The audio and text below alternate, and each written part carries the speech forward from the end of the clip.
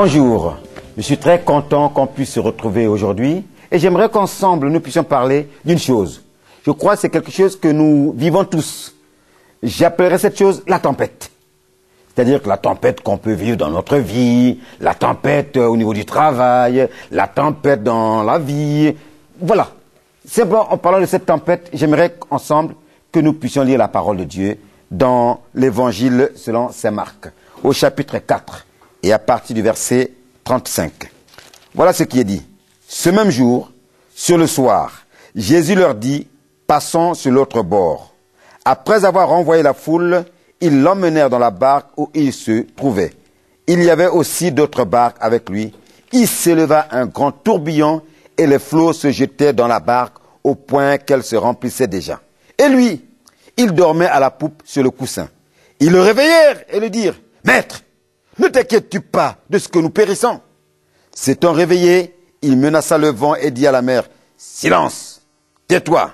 Et le vent cessa et il y eut un grand calme. Puis il leur dit, « Pourquoi avez-vous si peur? Comment n'avez-vous point de foi ?» Ils furent saisis d'une grande frayeur et ils se dirent les uns aux autres, « Quel est donc celui-ci à qui obéissent même le vent et la mer ?» Voilà donc Jésus parle avec ses disciples. Il vient de faire une mission. Et là, il dit une chose à ses disciples. Il dit, passons sur l'autre bord. Donc le but, c'était d'aller sur l'autre bord. Mais voilà que chemin faisant, une tempête s'élève. Et la Bible dit qu'il y avait un gros tourbillon et la barque commençait à s'enfoncer. Pris de panique. Qu'est-ce qu'ils font? Alors que le maître était là en train de dormir. Et ils sont pris de panique. Ils appellent le maître. Il dit, maître, ne vois-tu pas que nous périssons? On ne peut pas rester comme ça. Fais quelque chose. Fais quelque chose. Et Jésus se lève. Il se lève. Il dit quoi? La Bible dit, il se lève et il parle au vent. Il parle à la mer. Il dit, tais-toi. Calme. Alors là, la mer se calme. Ils sont étonnés. Ils disent, mais c'est pas possible. Et Jésus leur pose la question, comment n'avez-vous point de foi? Et ils disent, mais c'est pas possible cela. Quel est donc celui-ci à qui obéissent même le vent et la mer? Oui, à qui obéissent même le vent et la mer. C'est pas possible. C'est qui cet homme?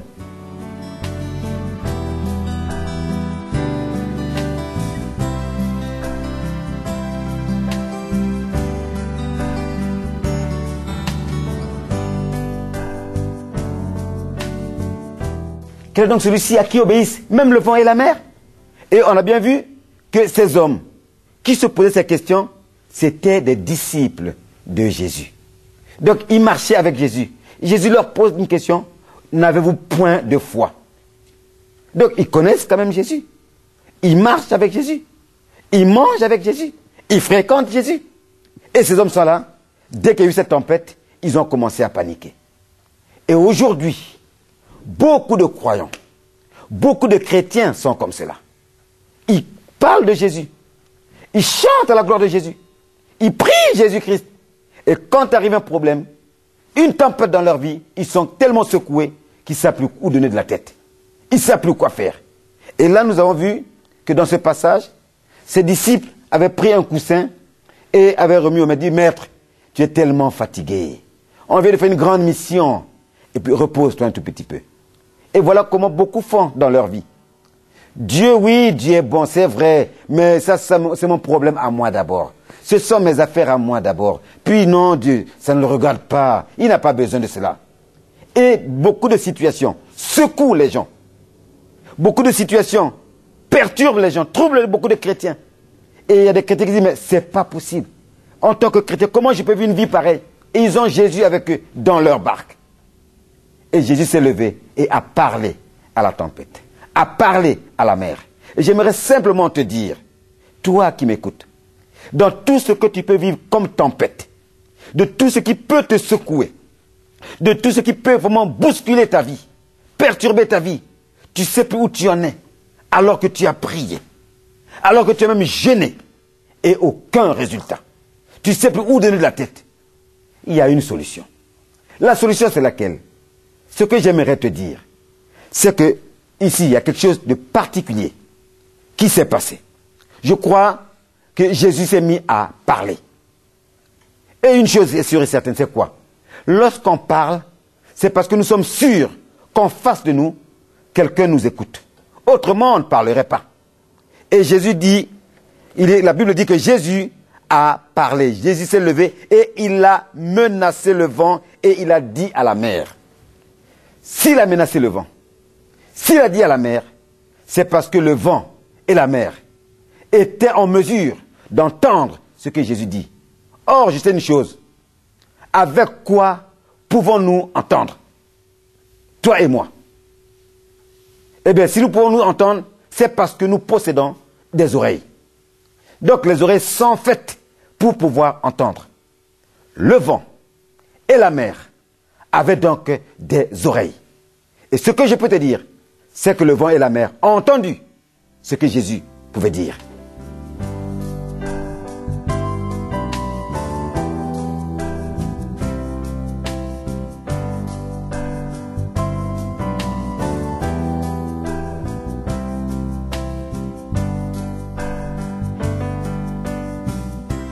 Jésus s'est levé, il a dit à ses disciples, « Pourquoi n'avez-vous pas de foi?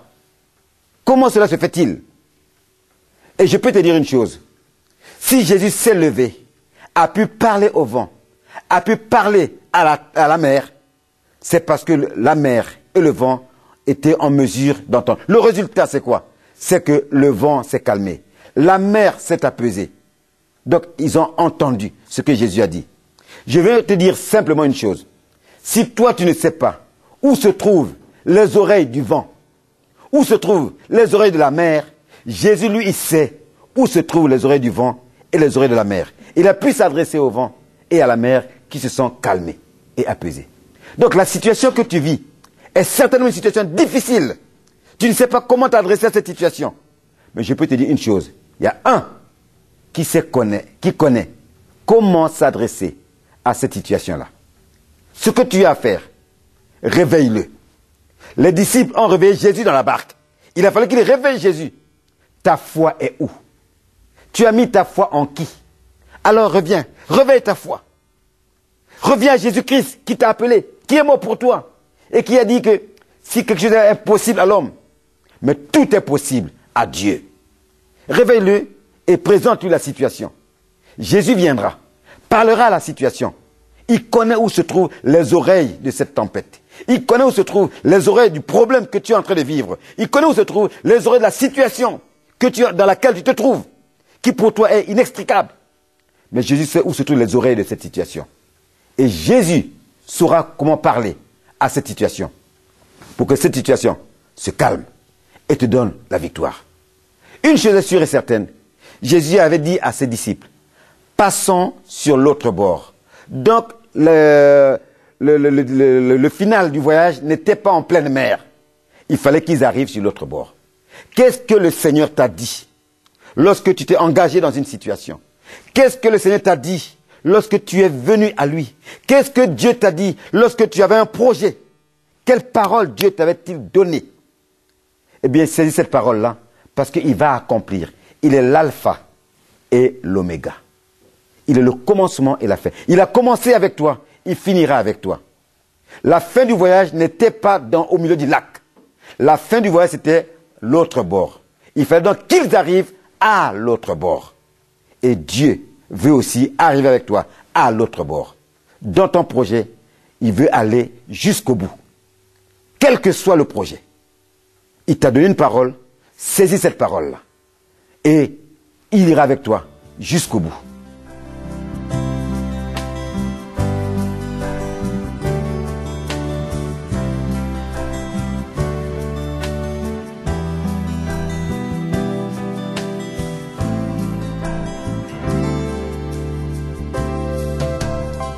Lorsque nous sommes dans une situation, nous cherchons d'abord les solutions humaines. Et lorsque nous avons cherché toutes les solutions humaines et que ça ne nous a rien apporté, on se dit, maintenant, on va prier. Or, qu'est-ce qu'il est dit dans l'épître de Timothée? Avant toute chose, adressez d'abord les prières à Dieu. Voilà le réflexe que toi et moi, en tant que chrétiens, en tant que croyants, en tant qu'enfants de Dieu, nous devions avoir. Nous devions même cultiver, je dirais. C'est-à-dire que dès qu'une situation arrive, prions d'abord avant d'aller chercher les solutions humaines. Lorsque nous prions, c'est dans cette prière que le Seigneur Jésus-Christ lui-même, par la puissance de son Esprit Saint, nous communiquera les stratégies. Et alors, on perdra moins de temps. Ici, dans un autre passage, il est dit qu'à un moment donné, les disciples ont commencé à écoper. Et quand ils ont vu que ça n'allait pas, c'est à ce moment-là qu'ils sont allés réveiller le Seigneur. Vous dites, mais Seigneur, nous sommes en train de mourir. Et toi, tu es là, insensible. Donc, ils ont commencé par des solutions humaines. Et quand ils ont vu qu'ils n'en pouvaient plus, ils sont allés réveiller le Maître. Or, s'ils avaient d'abord commencé par réveiller le Maître, je crois qu'ils auraient peut-être gardé leur force pour autre chose. Donc, toi et moi, quelle que soit la situation qui peut arriver, sache une chose. Si tu ne connais pas où se trouvent les oreilles de ta situation, si tu ne connais pas où se trouvent les oreilles du problème, Jésus connaît où se trouvent les oreilles du problème.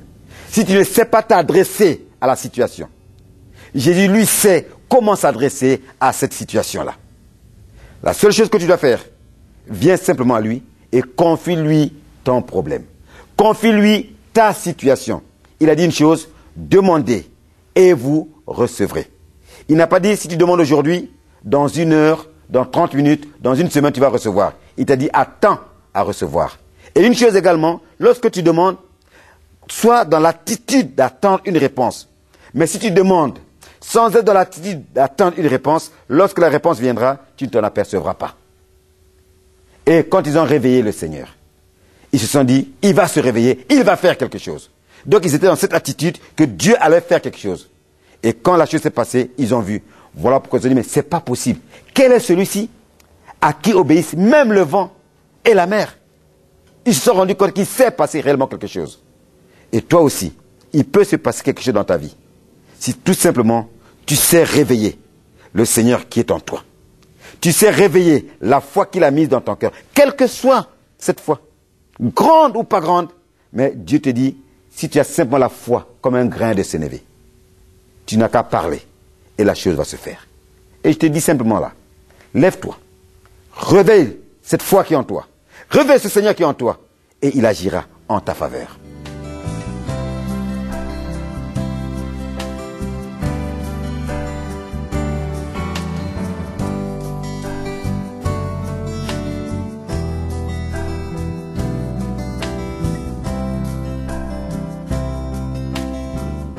J'ai ma fille spirituelle.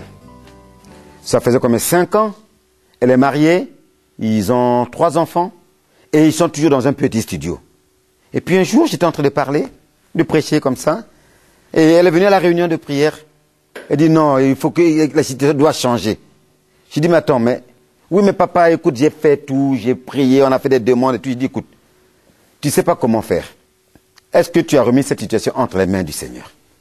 Dis simplement au Seigneur et il va faire. Tu sais peut-être pas comment t'adresser aux administrations par rapport à ta demande. Mais toi, tu as besoin d'un logement pour ta famille, ton mari, vos enfants et toi. Dis-le. Nous avons prié ensemble, nous avons pris sa situation. Nous avons prié ensemble. J'ai dit, Seigneur, voilà ce dossier. Nous ne savons plus comment intervenir. Nous ne savons plus comment ni quoi dire à ces personnes. Peut-être que les mots nous manquent. Mais Seigneur, il est dit que c'est toi qui as créé l'homme à ton image. Il est dit que Seigneur, toi qui as créé les yeux, tu vois. Toi qui as créé les oreilles, tu entends. Toi qui as créé la bouche, tu parles. Seigneur, ces personnes qui gèrent ces dossiers ont des oreilles pour entendre, ont des yeux pour voir, ont une bouche pour parler. Eh bien, Seigneur, touche-leur. Elle a pris son dossier, elle est partie. J'ai bien dit que ça faisait 5 ans que son dossier traînait. Quand elle est partie avec ce dossier, l'a déposé. Au bout d'1 semaine, on l'a appelée pour qu'elle aille choisir l'appartement dont elle avait envie. Et donc, c'est elle qui a choisi l'appartement. Aujourd'hui, ils sont dans un très grand appartement. Ils sont à Pontoise. Ils ont voulu vivre là-bas. Voilà ce que Dieu est capable de faire. Si simplement nous le réveillons dans notre vie. Si simplement nous disons, toi Seigneur, je ne sais plus comment faire, mais toi, tu connais toutes choses. Tu es le Dieu omniscient et omnipotent. Et Dieu est capable d'intervenir. On a encore beaucoup d'autres témoignages comme ça, où Dieu est capable d'intervenir. Dieu est capable d'agir. On ne sait pas comment faire, mais Dieu sait comment faire. Jésus-Christ sait comment parler aux différentes situations dans lesquelles nous pouvons nous trouver. Je pourrais encore donner un autre témoignage. C'est quel témoignage? C'est un témoignage de guérison, pareil. Parce que une personne malade, j'ai tout essayé, je ne sais pas. C'est comme si c'était une maladie chronique. Je dis stop, ne parle pas de maladie chronique au départ. Tu as des difficultés, c'est vrai. Mais il va falloir que tu amènes cette situation au Seigneur. Nous avons lu cette parole, la même parole. Dis, lis la parole de Dieu. La personne a lu la parole de Dieu. Je dis, maintenant qu'on a lu la parole, on va prier. Mais nous allons formuler différemment notre prière. Et nous avons formulé différemment la prière. On dit, Seigneur, voilà la situation dans laquelle se trouve ton enfant. Seigneur, tu es capable d'agir. Tu es capable d'intervenir. Seigneur, nous te demandons de pouvoir intervenir dans cette situation.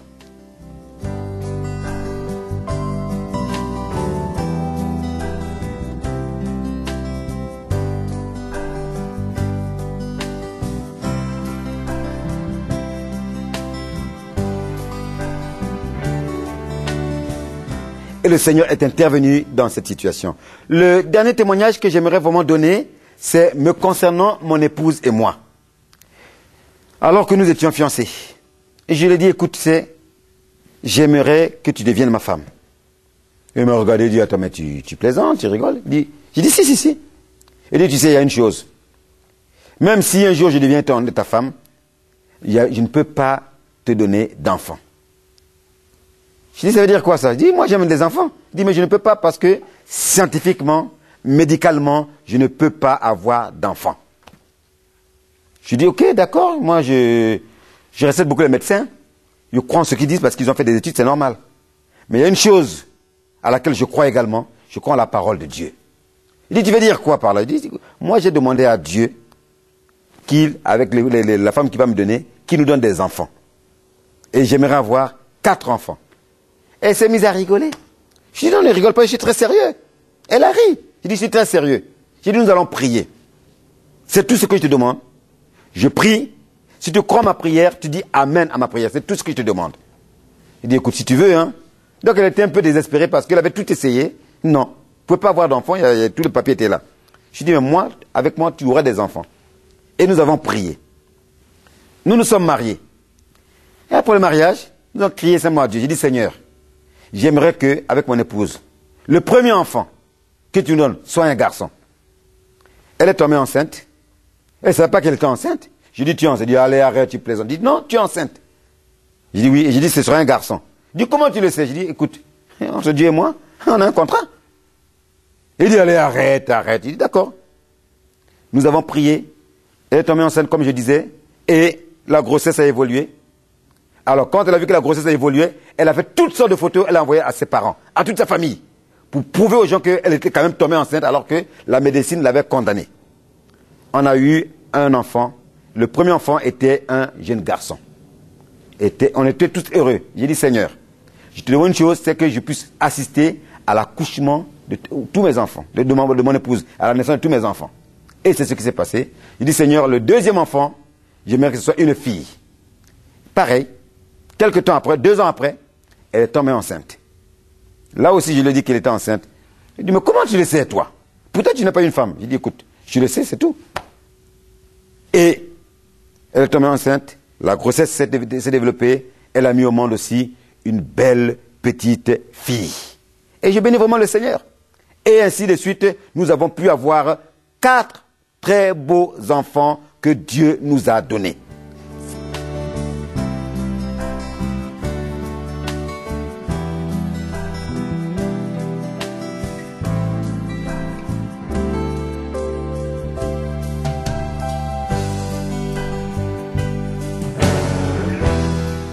J'ai dit à mon épouse, alors, qu'est-ce que tu en dis?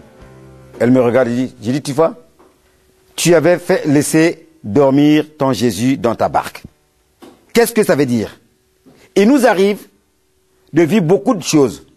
Et il y a des préceptes humains, il y a plein de choses qui nous arrivent, que les gens nous balancent à travers la figure, dans la tête, et ainsi de suite. Et toutes ces choses font que la foi que nous avons en Dieu s'endort un tout petit peu. Et c'est vrai, ce sont des choses vraies, ok, qui sont là, c'est vrai, je ne doute pas. Mais à un moment donné, nous devons savoir que nous ne sommes plus des hommes tout à fait naturels. Nous sommes des hommes et des femmes surnaturels. Donc, la Bible dit que le juste vivra par la foi. Donc, nous affrontons des situations. Et à un moment donné, lorsque l'humain arrive à son terme, nous devons maintenant faire passer le surnaturel. Le divin qui est en nous. Et c'est ça qui fait toute la différence. Et c'est ce que j'ai dit à mon épouse. Et comme je disais, quand elle s'est mise à réveiller le Jésus qui dormait dans sa barque, elle a vu ce que le Seigneur a pu faire dans sa vie. Et comme je le disais au début, Dieu nous a donné 4 beaux enfants. Et nous nous en réjouissons. Nous bénissons vraiment le Seigneur pour cela. Voilà ce que Dieu est capable de faire. Il est dans ta barque. Tu l'as laissé dormir. Maintenant, réveille-le, ce Seigneur.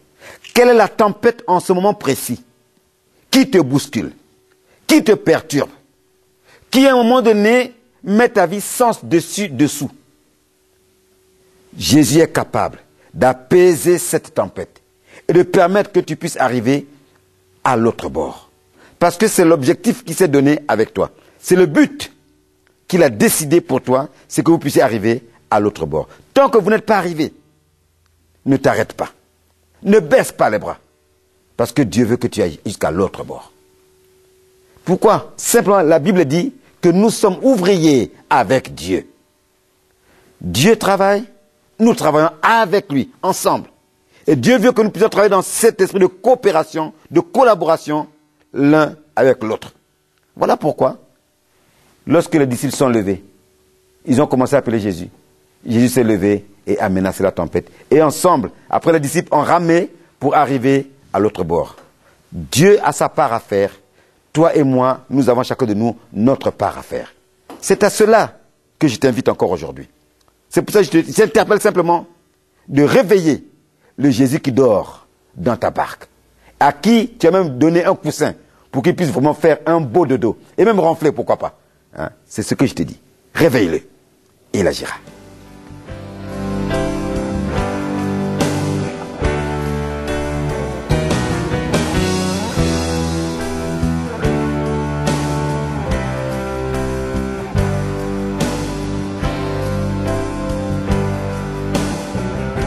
Tu vois, une autre situation qui nous est arrivée, nous avions déménagé d'une ville à une autre. Et c'était en pleine année scolaire, donc au mois d'avril. Et il fallait que donc on puisse faire que notre fils, on avait donc notre premier fils, était à l'école maternelle, donc on puisse l'enlever de la première école pour qu'on puisse l'inscrire maintenant donc dans la deuxième école. Et quand nous sommes arrivés, d'abord quand on déménageait pour venir voir le quartier, nous sommes passés à la mairie. Et la dame à la mairie nous a dit, écoutez, messieurs, dames, je suis désolé, mais les classes sont pleines. Il n'y a pas de place. Toutefois, si vous voulez, on peut vous mettre sur une liste d'attente, mais vous serez en 8e position. Je dis, ok, madame, mettez-nous quand même sur la liste d'attente. Et en sortant de là, j'ai dit à mon épouse, j'ai dit, même s'il ne se libère qu'une seule place, cette place sera pour notre enfant. Elle me regarde et me dit, mais pourquoi tu es aussi convaincu? Je dis, mais attends, je ne suis pas n'importe qui. Je suis quand même un enfant de Dieu. Et puis les choses que Dieu donne, c'est pas pour n'importe qui. D'abord, c'est pour ses enfants. Et dit, ok, puis écoute, avec toi maintenant, je ne doute plus. Je dis, il n'est pas question de douter. Il est seulement question d'être réaliste. Nous avons quelqu'un avec nous. Quelqu'un qui décide pour nous, en notre faveur. Et nous sommes partis. Nous avons fait les démarches nécessaires pour faire le déménagement. Donc nous sommes partis désinscrire donc l'enfant dans la première école. Et nous sommes arrivés. Et avant que nous ne puissions arriver dans donc, la ville où nous sommes actuellement, la mairie nous appelle pour dire, Monsieur Cody, une place s'est libérée et on va vous la donner. J'ai bien dit que nous étions en 8e position. Donc si une place est libérée, ce n'était pas pour nous d'abord, c'est pour les autres. Mais une place est libérée, nous avons pensé à vous. J'ai regardé mon épouse, j'ai dit, qu'est-ce que je t'avais dit? Et c'est ainsi que notre enfant a eu dans cette place, dans cette école maternelle. Et cette école maternelle, Dieu merci, on avait juste à traverser la rue. L'école était en face. Donc voyez-vous comment Dieu est capable de faire. Si nous réveillons le Jésus qui est dans notre barque, il est prêt à intervenir. Si nous ne connaissons pas où se trouvent les oreilles de la situation, Jésus connaît où se trouvent les oreilles de la situation et saura parler à cette situation-là, dans le langage que la situation comprendra, afin que la situation puisse obtempérer. Voilà ce que je peux te dire. Lève-toi, réveille Jésus, il parlera à la situation et la situation obtempérera.